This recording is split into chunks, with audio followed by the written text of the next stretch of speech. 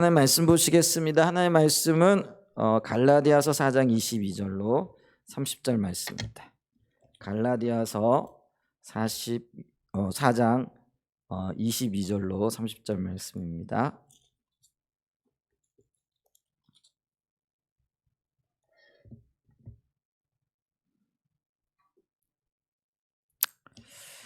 제가 읽겠습니다. 기록된 바 아브라함에게 두 아들이 있으니 하나는 여종에게서 하나는 자유 있는 여자에게서 났다였으며 여종에게서는 육체를 따라 났고 자유 있는 여자에게서는 약속으로 말미암았느니라. 이것은 비유니 이 여자들은 두 언약이라. 하나는 시내 산으로부터 종을 낳은 자니 곧 하갈이라. 이 하갈은 아라비아에 있는 시내 산으로서 지금 있는 예루살렘과 같은 곳이니 그가 그 자녀들과 더불어 종노릇하고 오직 위에 있는 예루살렘은 자유자니 곧 우리 어머니라. 기록된 바 잉태하지 못한 자여 즐거워하라. 상고를 모르는 자여 소리질러 외치라.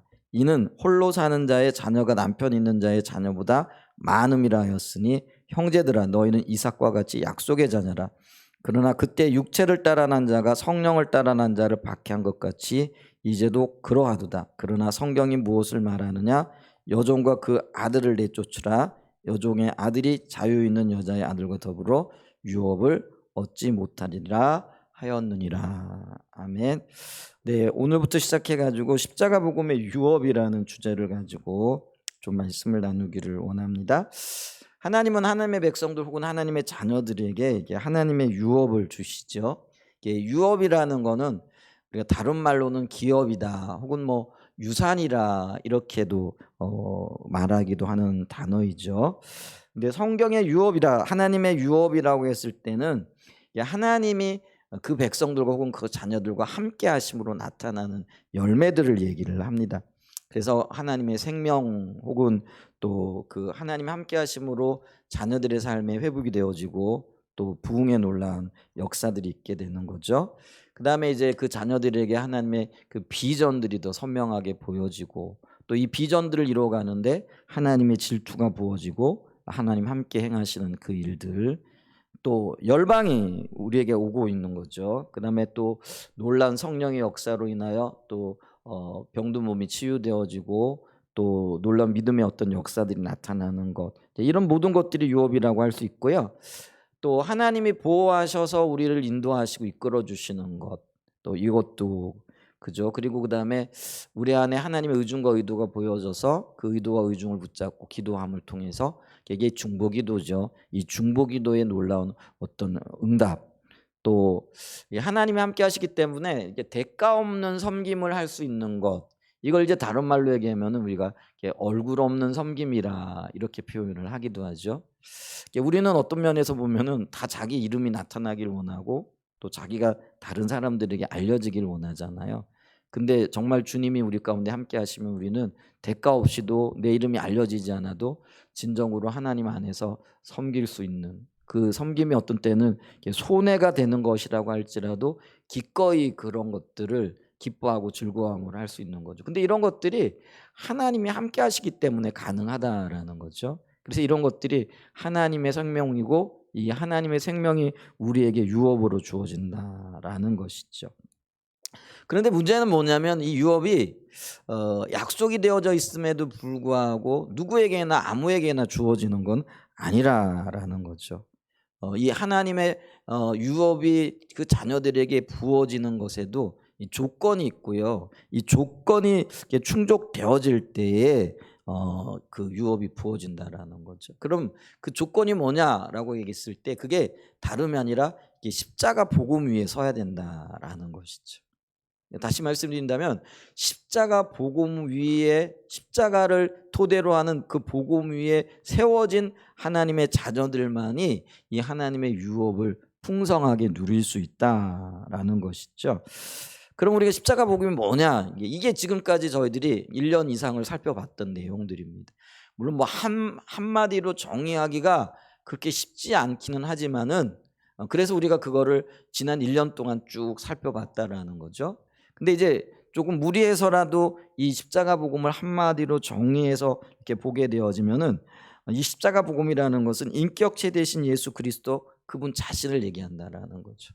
그러니까 하나님과의 관계 가운데에서 그분의 원하심을 알고 원하심에 동참하게 되어지는, 또 그럴 때 하나님의 생명이 우리에게 부어진다라는 거죠. 그래서 이 십자가 복음이라는 건 다른 뭐 이론적인 지식 또 어떤 다른 어떤 것들이 아니라 하나님 자신 혹은 예수 그리스도 그분 자신을 말한다라는 거죠. 그래서 이 자신을 말한다라고 했을 때 가장 중요한 요소는 이제 그분을 알고 사랑하는 자리. 이거를 이제 다른 말로 얘기하면 하나님과의 친밀한 관계라 이렇게 얘기를 하죠.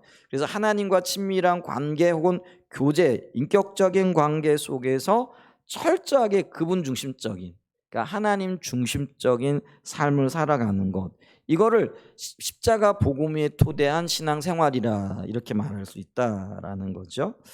이렇게 우리가 십자가의 복음에서 하나님 중심적인 신앙생활을 통해서 하나님과 친밀한 교제 가운데 서게 되어질 때에 그곳에 하나님의 유업이 풍성하게 부어진다라는 거죠. 이게 조건이고, 그리고 이 조건에 따른 열매가 바로 하나님의 유업이다, 자녀들에게 주시는 기업이다, 이렇게 얘기하고 있다라는 거죠. 이게 제 얘기가 아니고요, 성경에서 지금 그걸 이야기하고 있다라는 거죠. 오늘 우리가 읽었던 그 갈라디아서 4장 22절 30절 말씀을 보면은요, 이 사도 바울이 이 말씀은 오늘 그 이사야 54장 1절에 있는 말씀입니다. 근데 그 말씀을 인용하면서 지금 우리가 드렸던 십자가 복음 위에 선 백성들만이 하나님의 유업을 받을 수 있다라는 것을 신약 시대를 살아가고 있는 우리들에게 재차 강조하고 있다라는 것이죠. 자, 이사야 54장 1절 이 말씀 이하의 말씀은요, 우선 이스라엘 백성들에게 주어진 유업이죠. 당시에 그들에게뿐만 아니라 주어진 그런 약속의 말씀인데, 사도 바울이 이거를 인용을 해서 새 언약 백성 되어진 신약의 교회, 또 신약의 하나님의 사람들에게 말씀함으로써 이게 그 교회와 하나님 안에 있는 자들에게 주어지는 말씀이고 유업이라는 것들을 우리에게 분명하게 이야기해 주고 있다라는 거죠. 근데 이 말씀의 핵심이 뭐냐면은요, 십자가 복음 위에 서라는 겁니다. 자, 오늘 이 말씀을 좀 보게 되어지면은요, 여기에는 두 종류의 믿음의 사람들이 등장을 합니다. 하나는 뭐냐면 이스마엘의 계보를 따르는 믿음의 사람들이고요, 하나는 이삭의 계보를 따르는 믿음의 사람들이라는 거죠. 이스마엘의 계보라는 것은 뭐냐면은요, 오늘 성경에서는 그거를 육체를 따라 났다라고 이야기를 하는 거죠. 육체를 따라 났다라는 의미는 뭐냐면은요, 하나님이 원래는 약속의 이삭을 통하여 하나님의 뜻을 이루어 가시겠다. 그래서 이 이삭을 누구죠? 사라에게 주시겠다라고 이렇게 약속을 하셨잖아요. 근데 이런 약속이 있음에도 불구하고 사라와 아브라함이 이게 믿음이 연약한 거죠. 그래서 그때 당시에 인간적인 방법과 수단, 그리고 그때 당시 많이 통용되어졌던 어떤 인간적인 방법, 그걸 육체라고 이렇게 얘기를 하는데, 인간적인 방법을 통해서 자식을 얻게 되어지는 거죠. 그랬더니 하나님께서 그거를 뭐라고 말씀하시느냐면 세상적인 방법을 통해서 태어난 아들이라는 거죠. 근데 하나님은 약속을 통해서 주어진 아들을 통해서 일하기를 원하셨다라는 거죠. 그래서 인간적인 방법을 통하여 태어난 이 자식, 그리고 이들이 가지고 있었던 어떤 가치관을 성경에 뭐라고 얘기를 하고 있느냐 하면은요, 율법주의적인 가치관, 그리고 이걸 오늘날 얘기하면 다른 복음, 거짓 복음이라 이렇게 얘기할 수 있다라는 거죠. 그래서 갈라디아에서는 이거를 통해 가지고 십자가의 복음 위에다가 육신적인 방법, 또 육체적인 어떤 의식을 가미하는 것, 이게 이제 그 할례를 이야기하는 거죠. 그래서 이 육체적인 그 할례를 십자가의 복음과 혼합하는 것, 이걸 가리켜서 다른 복음이라고 얘기를 하고 거짓 복음이라고 얘기를 하는 거죠. 그리고 이게 바로 약속에다가 아브라함은요, 거기에다가 인간적인 방법과 수단을 더하는 거죠. 그게 이제 하갈을 통해서 그 이스마엘을 보게 되어졌는데 그거를 육신적인 방법이었다, 율법주의적인 방법이었다, 혹은 다른 복음이고 거짓 복음이라 이렇게 지금 보고 있다라는 것이죠. 그런데 24절에 보면은 이제 이렇게 얘기를 해요. 갈라디아 4장 24절. 이것은 비유니 이 여자를 두 언약이라. 이 여자들은 두 언약이라. 하나는 신의 산으로부터 종을 낳은 자니 곧 하갈이라. 그래서 이 두 언약인데 이게 육체를 따른 언약이라는 거죠. 반면에 27절 이하에 보게 되어지면은요. 기록된 바 잉태하지 못한 자의 즐거워하라. 상고를 모르는 자여 소리질러 외치라. 이는 홀로 사는 자의 자녀가 남편 있는 자의 자녀보다 많음이라 했으니 형제들아 너희는 이삭과 같이 약속의 자녀라. 이렇게 얘기를 하는 거죠. 그래서 사라를 따라 난 이삭을 약속을 따라 난 자녀, 성령의 인도를 따라 난 자녀라. 이렇게 얘기함으로써 이거를 참복음으로 이해하고 있고 그렇게 얘기하고 있다라는 거죠. 그러면서 사도 바울이 뭐라고 얘기를 하냐면 이 참 복음만이 하나님의 유업을 이을 자라는 거죠. 그러니까 인간적인 방법과 수단과 육체를 따라 난 하갈의 후예들, 이스마엘 후예들은 그 하나님의 유업을 이을지 못할 자라. 그러면서 뭐라고 얘기를 하느냐면은요. 성경이 30절에 보면 성경이 무엇을 말하느냐? 여종과 그 아들을 내쫓으라 이렇게 얘기를 하죠. 그러면서 여종의 아들이 자유 있는 여자의 아들과 더불어 유업을 얻지 못하리라 하여. 이게 이스마엘을 내쫓았다라는 게 이스마엘의 생명이 귀하지 않기 때문도 아니고요. 그가 육신적으로 아브라함의 자손이 아니기 때문도 아닌 거예요. 그럼 뭐냐면은요. 하나님은 하나님의 약속을 따라 일하시는 분이라는 거죠. 그러니까 하나님은 아브라함에게 뭘 약속하셨느냐면 사라를 통하여 이삭을 주시겠다고 약속하셨다라는 거죠. 그러니까 이 약속 안에만 생명이 있고 약속을 따라 하나님께서 일하신다라는 그런 의미입니다. 반면에 이삭도 아브라함의 씨죠. 그 다음에 이스마엘도 아브라함의 씨임에도 불구하고 이스마엘은요 약속이 없었다라는 거죠. 아브라함이 그리고 하갈을 통해서 인간적인 수단과 방법을 통해서 태어났기 때문에 하나님이 약속하지 않은 것에 대해서는 귀하지 않아서가 아니라 하나님께서 생명을 주시지 않고 뒷받침하시지 않겠다라는 그런 의미인 거죠. 우리가 사람과 사람 사이에도 마찬가지잖아요. 내가 약속한 어떤 것들에 대해서는 끝까지 지키는 거죠. 근데 약속하지 않았던 어떤 일이나 결과들에 대해서는 그거를 책임진다든지 끝까지 뒷받침한다든지 이런 일은 있을 수가 없는 거죠. 마찬가지로 하나님께서도요.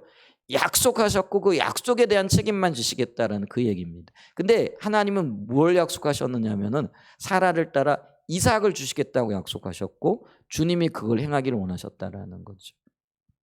그런데 이 사라와 아브라함이 인간적인 수단과 방법을 통해서 약속 외의 일들을 행한 거죠. 근데 거기에 대해서는 하나님이 책임을 지실 수 없다라는 거죠. 우리가 이걸 기억해야 됩니다. 하나님은 하나님의 약속하신 것만을 뒷받침하시고 거기에만은 유익이 있다라는 거죠. 우리가 이거를 기억해야 될 때에 그래서 우리가 철저하게 이 약속에 따르는 하나님의 말씀 위에 서야 되고 이게 바로 십자가 복음인데 십자가 복음 위에만 유업이 있다라는 것들을 분명하게 인식하는 것이 너무나도 중요하다라는 거죠. 그래서 이스마엘은 인간의 수단과 노력에 의한 신앙을 얘기를 합니다. 오늘날 우리가 율법주의라고 얘기를 하는데 이 율법주의 안에는 하나님의 약속이 없죠. 자신의 육체를 의지한다. 육체를 의지한다라는 것은 인간적인 노력, 열정, 열심 혹은 의식에 대한 어떤 그런 그 열망이죠. 이제 이런 것들을 가지고 하나님의 의중과 의도를 충족시키려고 하지만은 여기에는 하나님의 뒷받침과 생명이 없다라는 거죠. 반면에 이삭은 성령을 토대한 신앙. 그래서 어떤 면에서는 이게 하나님의 약속이 있고 그 약속에 대한 믿음이 있고 그 믿음에 대한 하나님의 응답이 있는 그걸 이제 우리가 참 신앙이다, 하나님 중심적인 신앙이라 이렇게 얘기를 하고 이거를 십자가 복음이라 이렇게 얘기를 한다라는 것이죠. 그래서 이 성경이 분명하게 얘기하고 있듯이 거짓 신앙, 육체를 따르는 신앙에는 하나님의 생명이 있을래 있을 수가 없어요.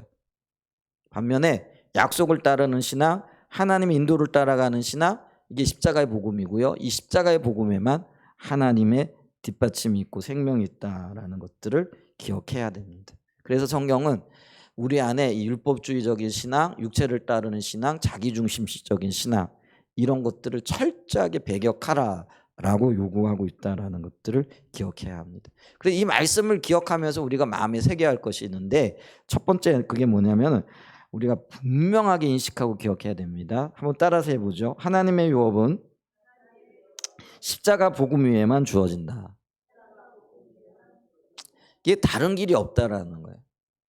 구원의 길도 예수 그리스도밖에 없듯이 하나님의 그 유업이 우리 가운데 부어지는 것도요, 십자가 위에만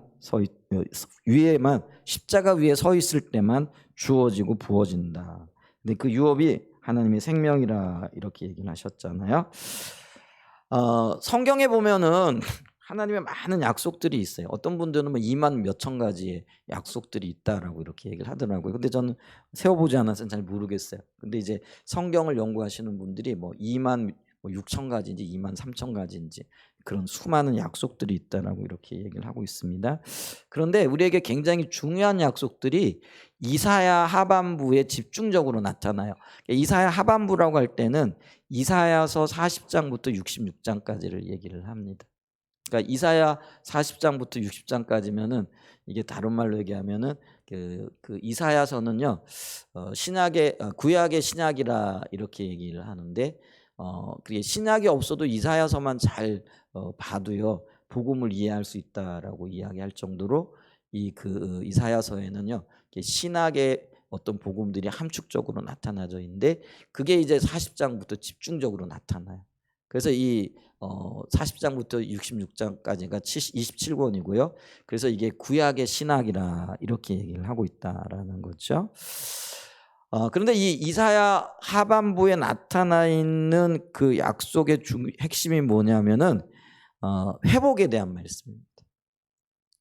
근데 회복이 왜 필요하냐면은 이스라엘 백성들이 하나님 앞에 범죄함으로 징계를 받아서 심판을 받을 거라는 거죠. 징계와 심판을 받게 되어지면 사실은 그게 절망적인 상태고, 우리는 이제 징계와 심판을 받게 되어지면 이게 끝났다 이렇게 생각을 하잖아요. 실제로 이스라엘 백성들이 범죄하게 되어졌을 때 하나님께서는 그때 세계 최대 강국이었던 바벨론을 이렇게 들어 쓰셔서 이스라엘을 아주 철저하게 패망시키는 것을 봅니다. 오늘날로 보면은요, 미국이 세계 최강국이잖아요. 예를 들면 미국하고 맞붙어 싸웠다. 그것도 뭐 이렇게 비슷한 힘을 가진 존재들이 아니고 정말 열악하기 짝이 없는 이제 그런 상태에 있는 이스라엘이 그때 당시에 최강국이었던 미국과 붙어 싸우죠. 그러면서 철저하게 나라가 파괴되어지는. 근데 이렇게 나라가 파괴되어지게 되어지면은 어떤 면에서는 절망이죠. 다시 회복되어질 수 있는 소망이 없는 것을 봅니다.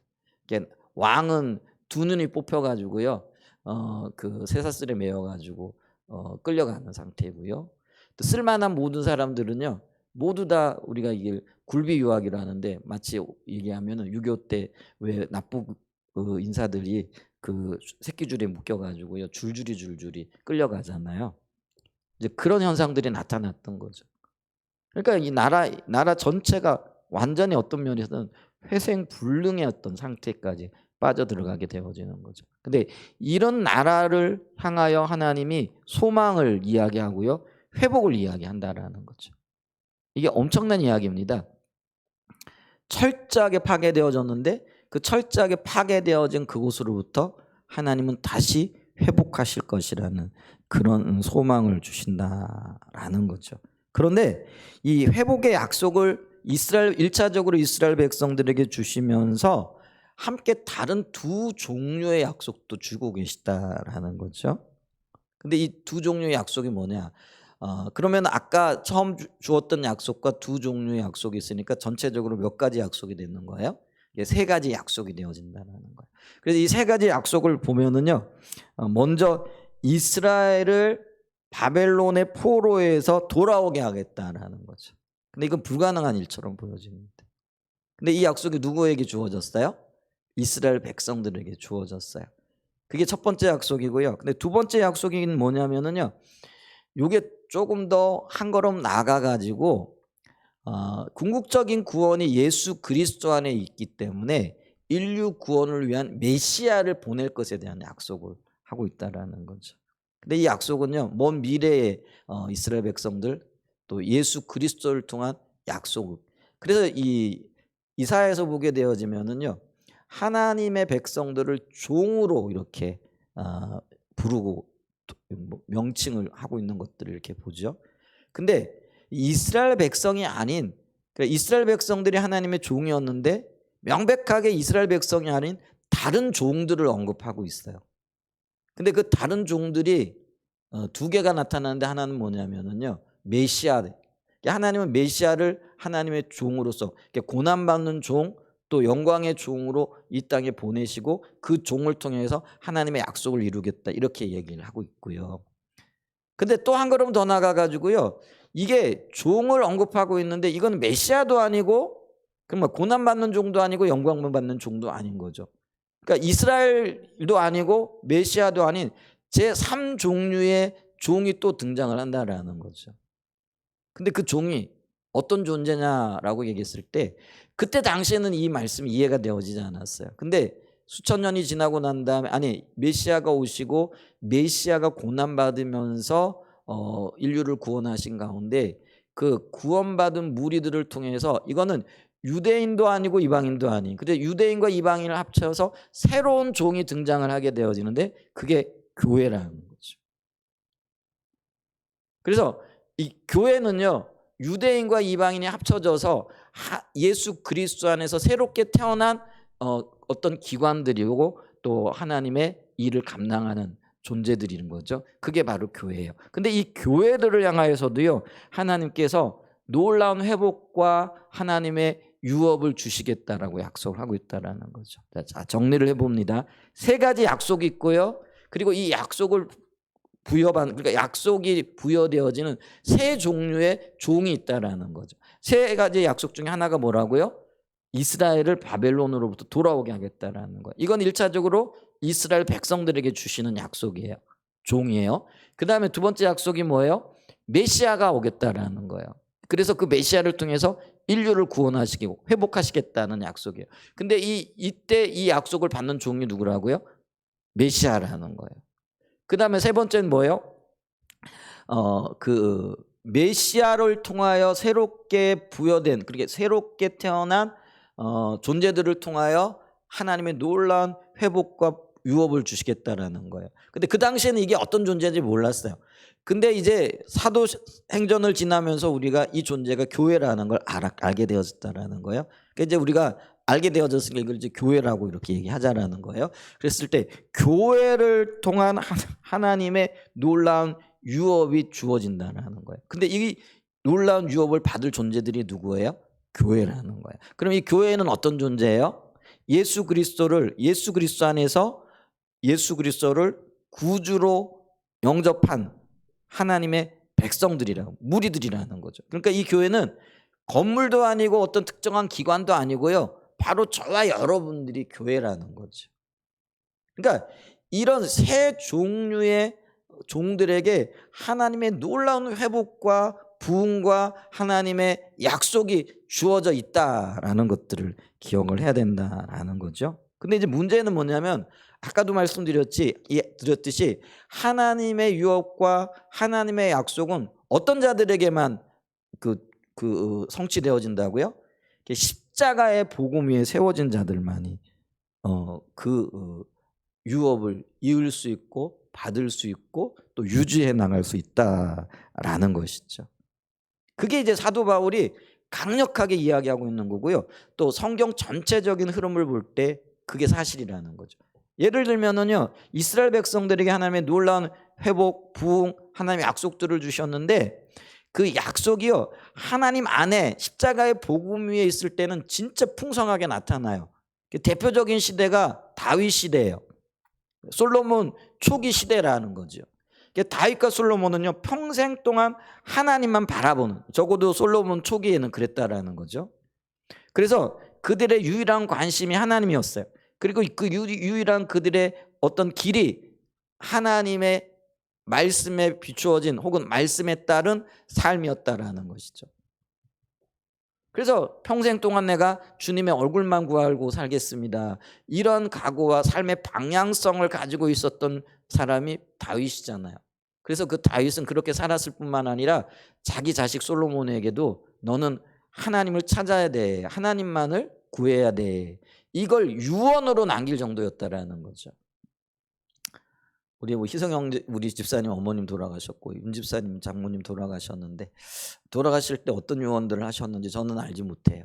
근데 저는 지금 원하기는 내가 만약에 주님을 부르심을 받을 소천 때가 되어지면은 내 자식들에게 이렇게 유언하고 싶어요. 야, 주님 안에 있어야 돼. 주님만 구해야 돼. 주님이 네 생명이야. 그러니까 절대로 주님 떠나면 안 된다. 네가 그렇게 살 뿐만 아니라 네 자식들이 그렇게 살도록 너는 가르치고 또 그렇게 강조해야 돼. 이렇게 말하고 싶어요. 실제로 그렇게 될지 안 될지는 몰라도. 아멘. 우리 모두가 그렇게 정말 주님 앞에 설 수 있는 은혜가 있었으면 좋겠습니다. 근데 다윗은 실제로 그랬거든요. 그가 정말 역대기에 보게 되어지면은요, 이제 죽을 날이 얼마 멀지 않았을 때 솔로몬을 불러다가 내 아들 솔로몬아, 내가 살아보니까 말이야, 하나님 외에는 다른 길이 없어. 오직 주님만이 내 인생의 유일한 길이야. 그리고 그분만이 너의 생명이야. 그러니까 너는 그분을 절대로 떠나면 안 돼. 네가 하나님을 찾으면 하나님이 너와 함께 하시겠고, 만약에 네가 하나님을 떠나면, 떠난다라는 버린다는 얘기죠. 하나님도 너를 버리실 거야. 그러니까 너는 유의해야 돼. 조심해야 돼. 너는 네 자신을 똑바로 말씀 안에 세워야 돼. 이렇게 유언하고 있는 모습을 보게 된다라는 거죠. 왜 그랬을까요? 살아보니까 내린 결론이 뭐예요? 하나님만이 길이라는 거예요. 이 얘기는 오늘날 얘기하면 오직 십자가의 복음만이 길이라는 거예요. 아멘. 그래서 다윗이 그렇게 유언을 했어요. 사도 바울도 마찬가지라는 거죠. 그가 평생을 주님과 동행하는 삶을 살면서 걸어오면서 돌아보니까 야, 하나님의 성령의 인도를 따라가는 것, 약속을 붙들고 믿음으로 살아가는 것, 이게 이제 이삭의 삶이었다라는 거죠. 반면에 이스마엘은 뭐예요? 그냥 약속은 있었는데 그 약속대로 살려니까 너무 힘든 거예요. 아브라함이 약속이 있었어요, 없었어요? 근데 그 약속 따라 살아가려니까 너무 힘든 거죠. 그러니까 중간에 꾀가 나는 거예요. 그게 10년이 지나고 때잖아요. 그러니까 85세 때, 86세 때 어간이란 말이죠. 한 10년을 기다려봤더니 야, 이게 너무 힘들어. 실체가 보이지 않는 거죠. 분명히 약속은 있는데 그 약속에 대한 실체가 안 보이는 거예요. 그러니까 우리를 힘들게 하는 게 뭐예요? 안 보인다라는 거예요. 잡혀지지 않는다라는 거죠. 분명히 약속은 있는데 이게 도대체 뭐가 뭔지 모르겠다라는 거죠. 그것 때문에 우리가 힘들어요. 그것 때문에 우리가 넘어지는 어떤 이유가 되어질 때가 너무나 많잖아요. 아브라함도 10년을 기다렸어요. 그런데 이게 10년쯤 되니까 이게 너무나 힘든 거죠. 그러니까 이제 꾀를 부리기 시작을 하는 거죠. 그 꾀를 부리고 있는데 누군가가 사라가 얘기를 하는 거죠. 여보, 그게 꼭 뭐 나만 통해서 당신 씻면 되잖아.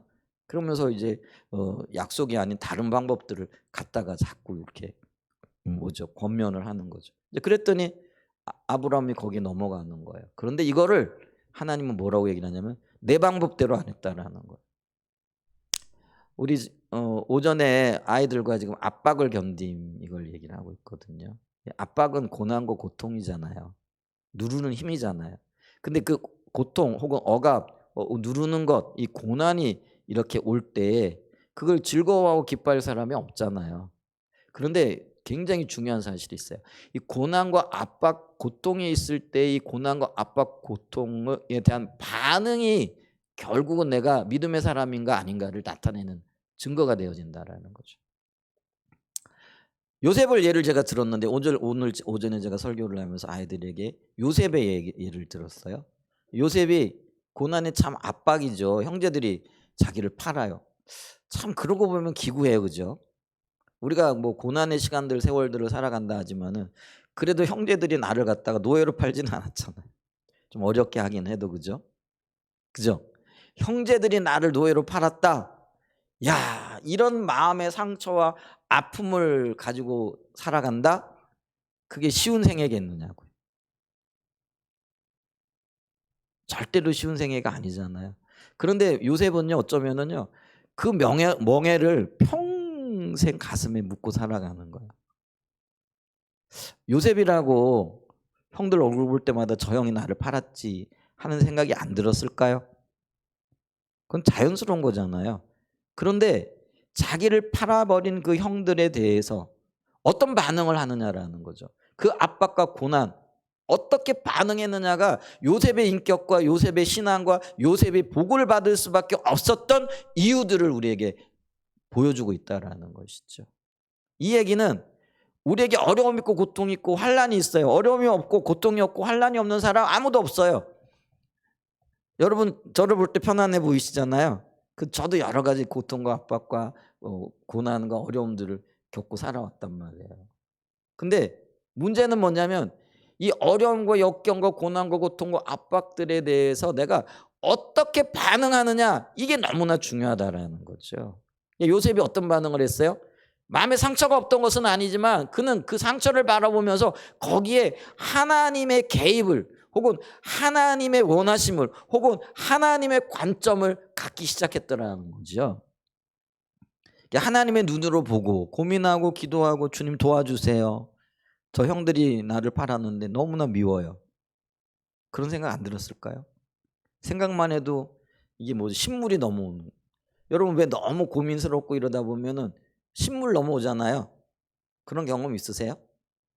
없으시구나. 저는 있는데 막 신물이 막 넘어와요. 너무 힘든 거죠.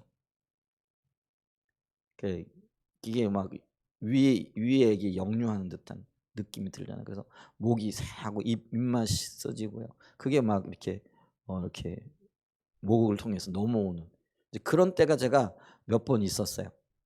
살다 보니까 그런 일들이 있더라고요. 그럼 요셉이라고 그런 게 없었겠어요? 여러분 가장 가까운 사람에게서 당하는 배신이 가장 큰 아픔이 되어지잖아요.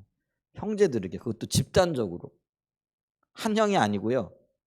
10명의 형이 힘없는 그 동생 하나를 붙잡고, 여러분 그게 얼마나 큰 충격이었겠느냐라는 거예요. 근데 그게요 사실이잖아요. 그렇기 때문에 요셉은요 이게 사실은 없어지지 않잖아요. 그걸 평생 동안 가슴에 묻고 살았을 거라는 거죠. 근데 그 가슴에 묻고 살아갈 때 그는요 그 사건을 가지고 하나님 앞에 나가, 하나님 너무 힘들어요. 이걸 어떻게 하면 좋을까요? 수없이 묻고 물었을 거라는 거예요. 성경에 근데 그게 생략이 되어져 있어요. 근데 여러분 보세요. 우리는 성경에서 말하고 있지 않은 바들 그것까지 캐내야 되냐? 아니요. 유추할 수 있는 어떤 영역의 것들은 볼 수 있어야 된다는 거죠.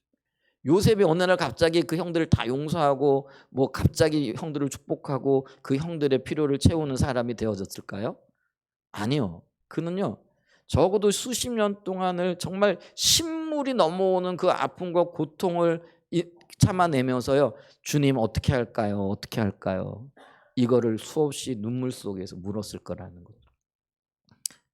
그렇게 묻고 물어야 하나님의 길이 보여져요. 여러분 이 하나님의 길이요. 그냥 가만히 있어가지고 보여지는 게 아니에요. 그래서 주님은 우리에게 나를 찾고 구하고 두들기라고 말씀하고 있는 거예요. 이게 성경적인 원리예요. 우리는 하나님의 길을 알고 하나님의 뜻을 찾기 위해서는요. 두드리고 열고 부르짖어야 하는 거예요. 그럴 때 하나님이 보이시겠고 그럴 때 하나님께 열게 하시고 그럴 때 하나님께서 하나님의 의중과 의도를 보이겠다라는 이게 원리예요. 그럼 이 원리를 따라서 아마 요셉도요 끊임없이 주님 앞에 부르짖고 기도하고 어떻게 할까요? 어떻게 할까요? 그랬을 때 하나님께서 요셉에게 하나님의 관점을 보여주시는 거예요. 그러면서 요셉아 내가 네 아버지와 네 아버지 집을 살리기 위하여 내가 너를 먼저 보냈다라는 거예요. 그리고 이게 형들로부터 시작되어진 게 아니라 형들의 악한 마음이나 형들의 어떤 지혜가 아니라 하나님께서 허락하셨고 하나님께서 그들을 통하여 일하셨다라는 게 보여지는 거예요. 이게 보여지면서요. 요셉은 그 미움들, 그 신물나는 어떤 사건에 대한 어떤 견해들이 하나씩 내려지기 시작을 하는 거예요. 여러분 한꺼번에 그거 다 뭐 없어지면 얼마나 좋겠어요. 근데 제가 살아보니까 그게 아니더라고요. 신앙적인 원리도 그렇더라고요. 아픔이 어느 날 한순간에 쫙 뭐 모든 게 다 치유되어진다. 특별한 경우에 그런 경우도 있을 거예요. 근데 대부분의 경우는요. 내가 주님을 찾아 부르짖고 엎드려 고민하고 은혜를 구하는 것만큼 한 방울 혹은 한 커플 없어지더라고요. 벗겨지더라고요. 그리고 우리가 주님을 찾아야 되는 거예요. 그러니까 주님을 간절히 찾아야 할 이유가 여기 있다라는 거죠. 그래서 이 십자가 복음이라는 거는요. 요셉처럼 주님이 기뻐하시는 길을 찾아 나가는 거예요. 주님의 원하심이 어디 있는가를 보기를 원하여 그 길 가운데 서는 거예요. 그래서 주님의 마음을 알기를 원하여 주님 앞에 나가는 것이라는 거죠. 그런데 이렇게 그 길 가운데 서서 어떤 면에서는 고심하고 고민하고 어떤 때는 땀을 흘리며 어떤 때는 정말 기진할 때까지 엎드려 기도하는 거죠. 그런 자들이 주님의 길을 발견할 거예요. 그리고 그 길 가운데 하나님께서 풍성한 생명으로 함께 하시는 거죠. 여러분, 이 하나님의 유업이요. 어떤 면에서는 형제를 팔고 자기 어떤 욕심을 채우고 시기와 질투를 채우기 위해 형들이 그랬잖아요. 근데 이 하나님의 유업이 그 형들에게 임한 게 아니고요. 요셉에게 임했어요. 그리고 요셉을 통하여 오히려 형들을 살리게 되어지는 그런 역사들이 있게 되어지는 거예요. 이게 유업이에요. 이게 하나님의 생명인 거죠. 그러니까 하나님의 생명은요. 고심하고 주의 길을 찾고 주님의 길을 따라 살아가려고 정말 몸부림치는 그 사람들에게 있다라는 거죠. 여러분 믿음의 길이 쉬우면은 왜 우리가 이런 고민을 하겠어요? 한편으로는 쉽죠. 왜 성령 인도하시고 하나님 함께 하시는 거. 근데 한편으로는요. 우리가 해야 되는 측면에서는요. 눈물이 있어야 되고 땀이 있어야 되고 또 어떤 면에서는요. 공고함의 시간들, 인내의 시간들이 절실하게 필요하다라는 것들을 기억해야 됩니다. 근데 그 길이 생명의 길이에요. 근데 이 생명의 길은 좁아요. 성경은 이렇게 분명하게 얘기를 하죠. 두 길이 있다라는 거죠. 하나는 길이 좁고 협착하여 찾는 사람들이 없어요. 근데 한 길은 뭐예요? 넓고 대로야. 그 길은 찾는 사람들이 너무나 많다라는 거죠. 지금 내가 걸어가고 있는 길은 넓은 길이에요, 좁은 길이에요? 많은 사람들이 찾는 길이에요, 아니면 협착해서 많은 사람들이 찾지 않는 그 길인가요? 근데 그게 생명의 길인지 멸망의 길인지 이거를 분명하게 보실 수 있는 그런 은혜가 있으시기를 예수님의 이름으로 축복하고 축원드립니다. 이삭의 길은요 좁은 길이에요. 반면에 이스마엘의 길, 인간적인 수단과 방법을 동원하는 길은요 넓은 길이에요. 근데 좁은 길에 하나님의 유업이 흐를 거라 분명하게 사도 바울이 이 점을 강조하고 있다는 것들을 기억할 수 있기를 축복합니다. 자, 그래서 우리 첫 번째 그 주제를 토픽을 살펴봤는데요. 다시 한번 따라해보자. 하나님의 유업은 십자가의 복음 위에만 주어진다. 자, 두 번째로는요. 하나님의 약속. 이 약속의 이중성취라는 거죠. 약속, 다른 말로 얘기하면 하나님의 예언의 말씀이고요. 우리가 이제 이런 생각을 하기 쉽다라는 거죠. 아니 목사님, 이 이스라엘의 회복은 이스라엘 백성들에게 주어진 거잖아요. 맞죠? 1차적으로는 이스라엘 백성들에게 이게 주어져 있잖아요. 그런데 이게 우리가 그 예언의 성격을 보게 되어지면은 이 약속은 그때 당시의 사람들에게 주어지는 것이기도 하지만은 후세의 사람들에게도 주어지는 그리고 성취되어지는 이중 성취의 성격을 가지고 있다라는 것이죠. 자, 아까 우리가 이 하나님의 약속의 세 종류를 살펴봤잖아요. 약속의 세 종류 뭐예요? 기억하실려나 모르겠어요. 이스라엘 백성들의 바벨론에서의 회복, 메시아를 통한 인류의 회복, 그리고 메시아 안에서 탄생한 교회를 향한 하나님의 유업 생명의 풍성함이죠. 그래서 그 약속을 받았던 세 종류의 종들이 있다라고 얘기했죠. 이스라엘 백성들, 그 다음에 메시아, 그 다음에 뭐예요? 교회. 이 세 종류의 사람들이 있다라고 이렇게 얘기했잖아요. 근데 이사야 하반부에 나오는 이 세 종류의 약속과 세 종류의 종들은요 서로 밀접한 연관을 가지고 연결되어져 있다. 아니 오히려 하나로 연결되어져 있다라는 것이죠. 그래서 이 사실들을 우리가 이해하게 되어지면 성경에 나오는 구속의 역사 혹은 성경에 나오는 하나님의 약속들을 잘 이해하게 되어진다라는 거죠.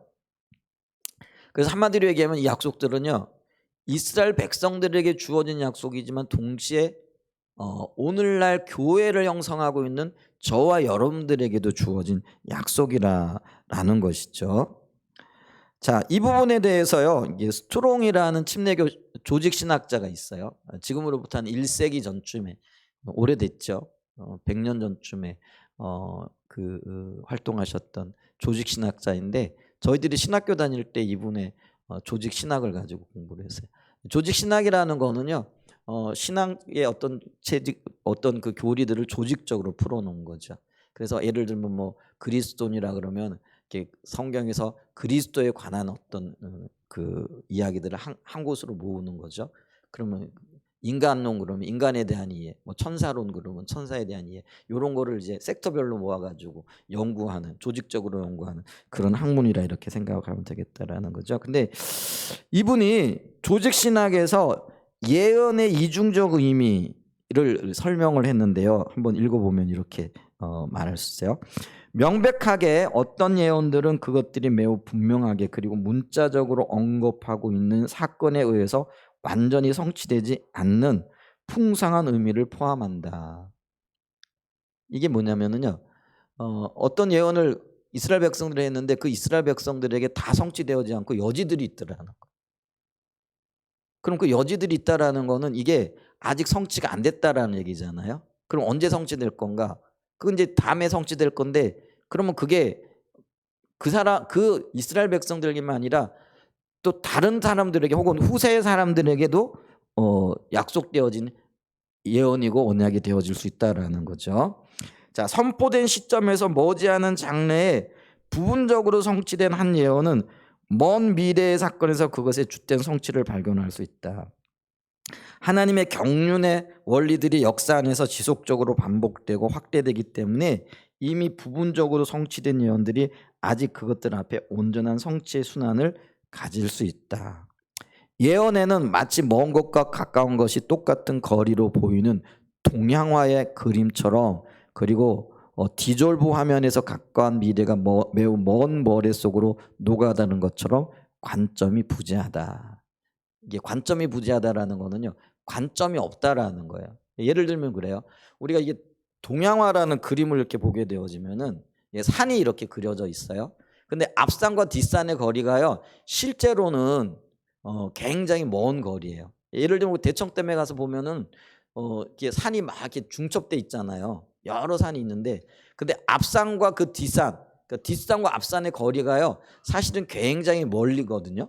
그렇죠? 그런데 우리가 멀리서 보게 되어지면 앞산과 뒷산의 거리가 느껴져요, 안 느껴져요? 안 느껴져요. 하나로 모여진다라는 거죠. 그러니까 그 얘기는 뭐냐면은요. 예언이 그러니까 바벨론에서 포로로 돌아와야 할 백성들에게 주어졌는데 그 후보다도 500년, 600년 후에 있게 되어질 그 예수님 시대의 그 백성들. 그러니까 이게 시간적으로 보면 500년, 600년의 시간이 게 있는데 우리가 이거를 멀리서 보게 되어지면 하나로 모여진다라는 거예요. 그리고 한 사건이라는 거예요. 그러니까 이 사건은 뭐예요? 이스라엘 백성들에게도 주어졌지만 우리가 시간적으로 볼 때는 500년 이후에 주어질 예수님 당시에 그 이스라엘 백성들 혹은 메시아에게 주어진 예언과 같다라는 거죠. 그러니까 그 차이가 없다라는 거예요. 그러니까 관점이 부재하다라는 거는 시간과 공간이 의미가 없다라는 거예요. 그러니까 우리가 볼 때는요, 야 시간과 공간의 어떤 제약과 뭐 이런 것들을 이야기하지만은 하나님은요 영원한 현재시잖아요. 그러니까 그분은 과거가 없고 현재가 없고 미래가 없어요. 이게 이해가 되죠. 그러니까 우리는 육체적인 존재이니까 시간, 공간, 어제하고 오늘이 분명히 달라요, 그죠? 그리고 여기하고 부산이 달라요. 근데 하나님의 입장에서 보게 되어지면 어제나 오늘이나 그게 차이가 없고요. 의미가 없는 거예요. 부산인지 대전인지 이게 하나님의 관점에서는요 별로 의미가 없는 거예요. 그걸 우리가 예를 들면은요 비행기 타다가 이렇게 올라가고 오다 보면 뭐 몇 킬로 상공에서 보게 되어지면은요 뭐 이게 있잖아요. 이게 높이 이런 게 차이가 없죠. 넓이도 별로 차이가 없어요. 그냥 따닥따닥 붙어 있는 것 같아요. 근데 높이 내려다보면 따닥따닥 붙어 있는데 실제적으로 거리 차이가 굉장히 크게 나겠죠. 그죠? 그런데 높이 예를 들면 상공 뭐 한 20km에서 이렇게 본다 그러면은요 이 큰 차이가 없더라는 거예요. 그러니까 하나님의 관점에서 보게 되어지면은요 그런 것들이 필요하다라는 거예요. 그러니까 하나님은 예언의 말씀을 주셨으면은요 우리 입장에서는 이게 과거에 주어진 얘기고 뭐 미래에 주어진 이렇게 나눌 수 있지만 하나님 입장에서는요 그게 아니라는 거예요. 하나님의 한 가지 목적을 이루어가고 있다라는 그런 이야기를 하고 있다라는 거죠.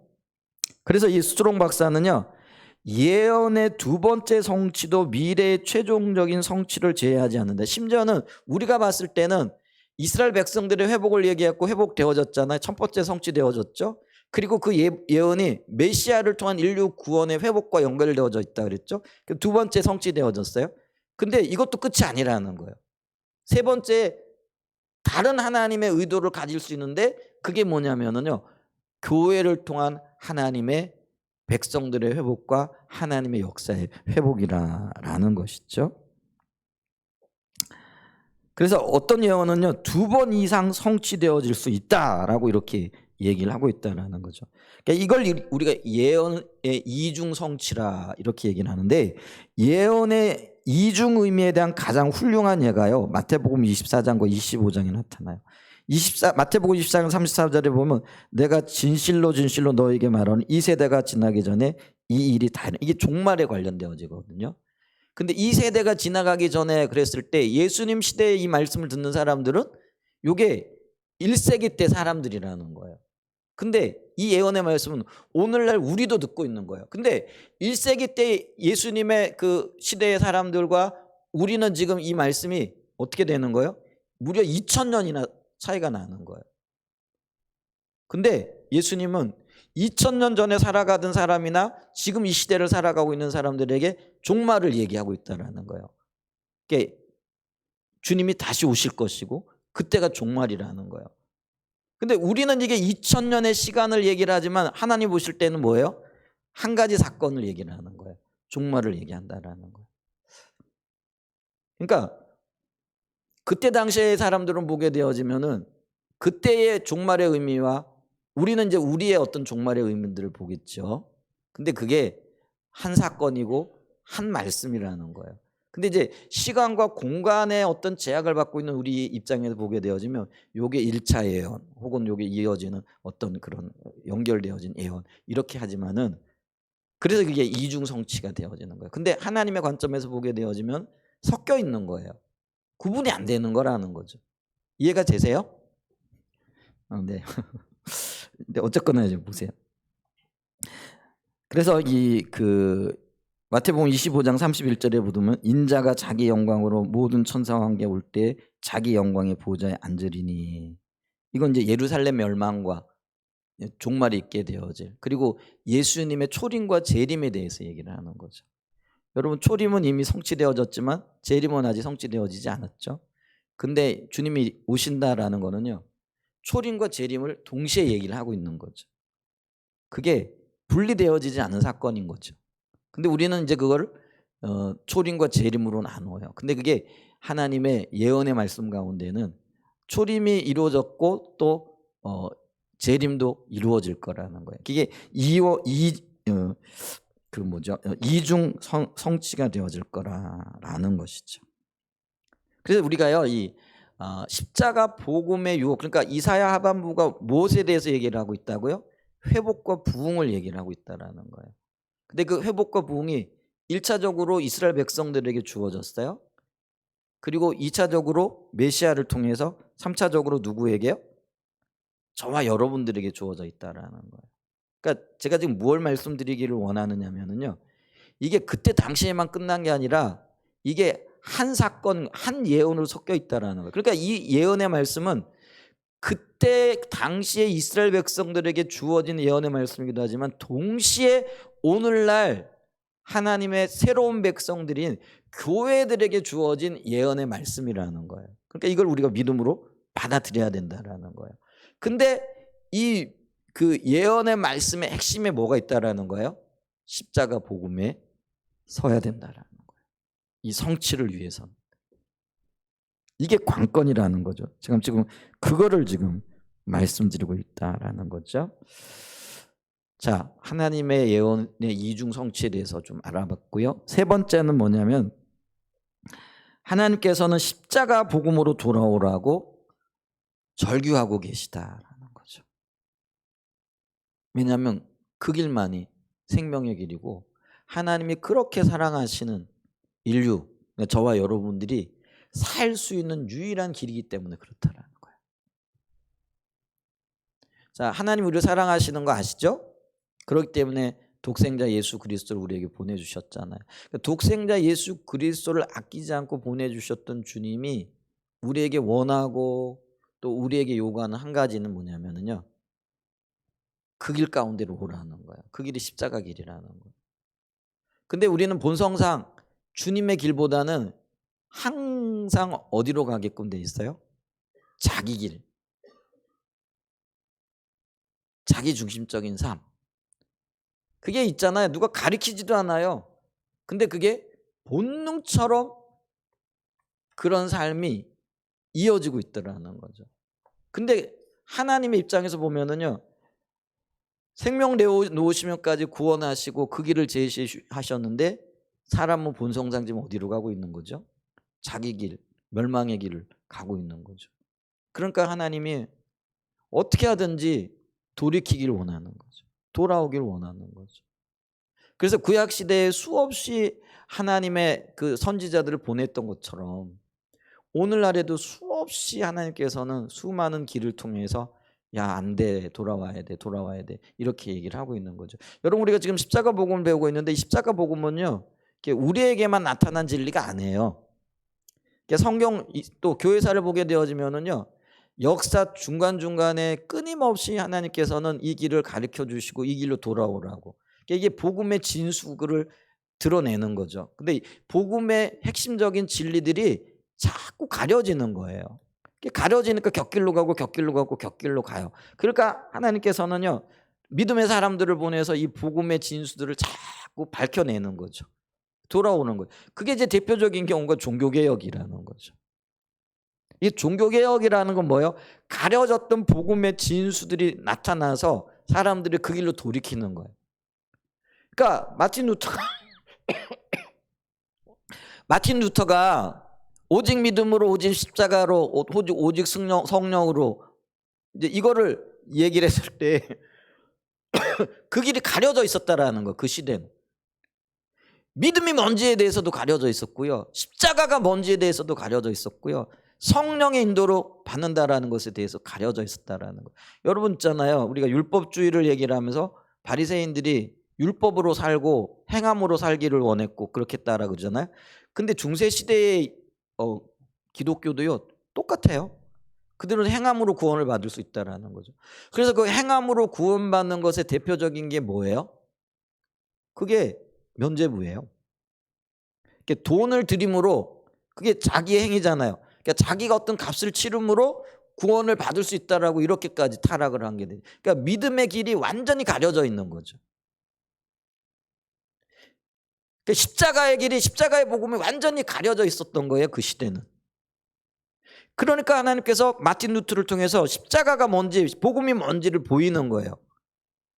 그랬더니 구원받는 길이 율법에 있는 게 아니고 행위에 있는 게 아니라 돈으로 사는 게 아니라는 것이 보여지는 거죠. 오직 십자가의 공로를 붙잡아야만이 구원을 받을 수 있다는 것이 새롭게 마틴 루터에게 깨달아진 거예요. 그게 없었던 진리가 아니에요. 근데 그 시대에는 주류적으로 그게 가려져 있었다는 거죠. 근데 그게 밝혀지면서 사람들에게 오직 십자가의 공로만을 의지하고 그걸 믿음으로 붙잡아야 된다는 것이 드러난 거예요. 그 십자가의 복음의 길로 선 거죠. 그랬더니 개혁이 일어난 거예요. 근데 지금 이제 마틴 루터가 개혁을 일으킨 지 500년이 지났어요. 근데 오늘날에는요, 여전히 그 진리는 남아있는데 그 진리가 더 이상 힘을 발휘하지 못하는 거죠. 그래서 오늘 많은 그리스도인들이 율법적인 행위를 통해서 자신의 종교적인 의의를 힘입어서 하나님 앞에 나가려고 하는 거죠. 그래서 많이 기도해야 되고 많이 헌금해야 되고 혹은 열심히 어떤 일을 봉사해야만이 하나님께서 나를 사랑하시고 뒷받침해 주실 것 같은 착각 속에 빠져 있는 거죠. 그럴 때 다시 우리에게 필요한 게 뭐예요?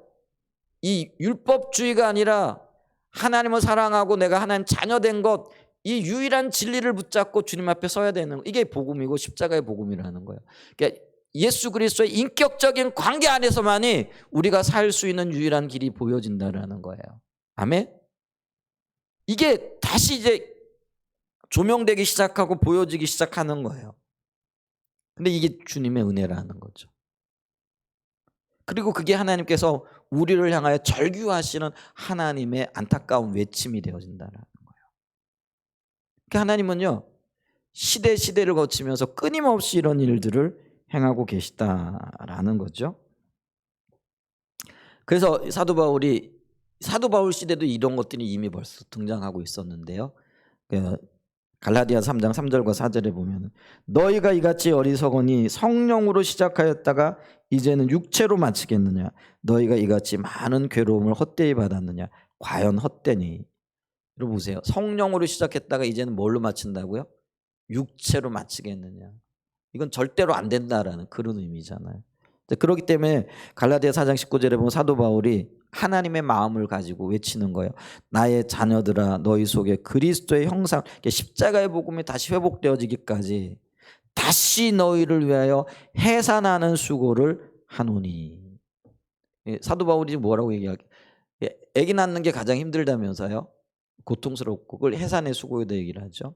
십자가의 복음과 십자가의 진리를 발견하여 그 길에 서는 것, 이걸 해산의 고통에다가 비유를 하는 거죠. 근데 지금 갈라디아 교인들이 다 떠났어요. 그러니까 다시 내가 해산의 수고를 해야 될 때가 됐다라는 거예요. 그러니까 이 얘기 뭐예요? 너희들이 돌이켜야 살아. 십자가 복음으로 돌아와야만이 살 수 있어. 이거를 지금 이야기하고 있다라는 거죠. 이게 지금 바울의 절규입니다. 근데 이 바울의 절규가요, 바울의 절규가 아니에요. 하나님의 절규이고 성령님의 절규라는 것이죠.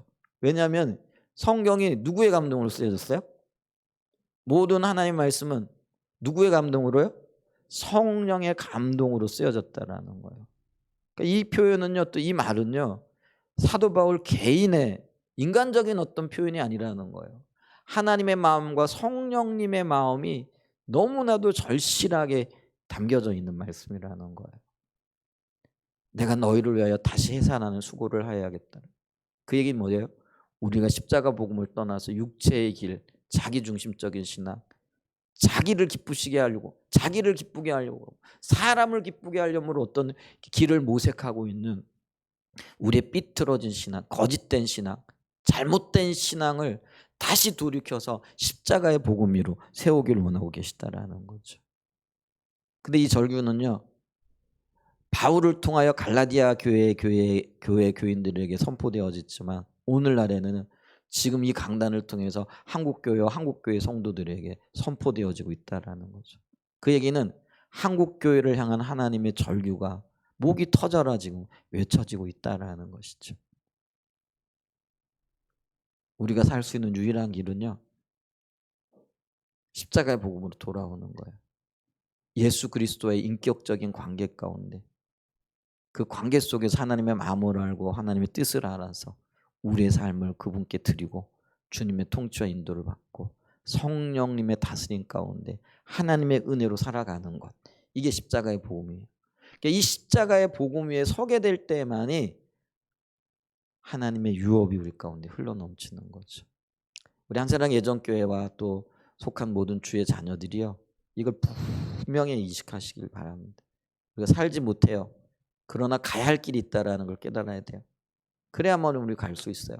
그래서 우리의 방향을, 우리가 어디로 가야 할까를 분명하게 방향을 잡고 있는 저와 여러분들이 되시기를 예수님의 이름으로 간절히 축복하고 축원드립니다.